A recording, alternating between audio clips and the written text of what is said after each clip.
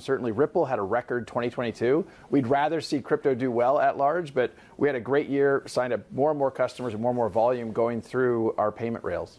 And in terms of your outlook for 2023, we've seen a bit of a bump for Bitcoin in the crypto markets. Are you expecting that to continue, or is this just a little bit of false hope? Well, I've tried to stay out of the short-term price prediction on all things Bitcoin, or crypto in general. I'm long-term very bullish because I think these are technologies that can solve real problems at scale. And I think when you have kind of new emerging technologies, not dissimilar than, frankly, the internet and kind of the dot-com bubble, sometimes the hype gets ahead of the reality.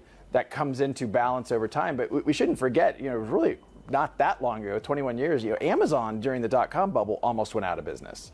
So the fact that you're seeing some changes in the crypto world, I think, can be healthy for the long-term health of the industry. And yet FTX appears to be a very high-profile case of fraud.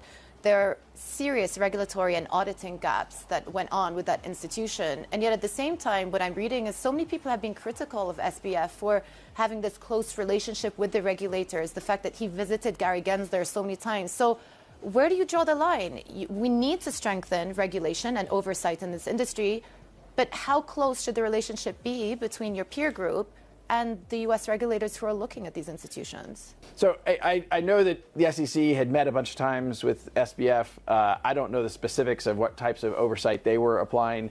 I do think this is a fraud. I don't view this as a crypto problem at large. But to your point, I think regulatory clarity globally is important. And we're seeing a lot of countries. I mean, here we are in Davos, and Switzerland's clearly one of the countries leading in providing regulatory clarity at an early stage.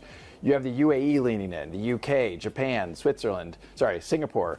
The U.S. is notably absent from that list. And I think in some ways the regulators in the U.S. have added confusion to the crypto marketplace. And let's talk about those regulators in the U.S., the SEC, Brad. Let's get a check-in on what's going on with that lawsuit with the SEC and Ripple. Well, we have always said that we would love to settle, but it requires one very, very, very important thing, and that is that on a go-forward basis, it's clear that XRP is not a security.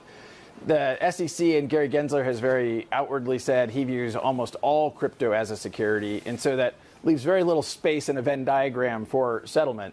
The case is now fully briefed in front of the judge, and judges take however long the judges will take. We're optimistic that this will certainly be resolved in 2023 and maybe the first half. So we'll see how it plays out from here. But I feel very good about where we are relative to the law and the facts. So are you going to wait for the judge to come out with a decision on this one? I'm very optimistic, and I think absent some significant change in posture from the SEC, I can't imagine that we won't have resolution from the judge. I also will point out, and I've certainly something I've heard here in Davos repeatedly, is how important this is, not just to how Ripple it goes forward, but also really the whole crypto industry in the United States.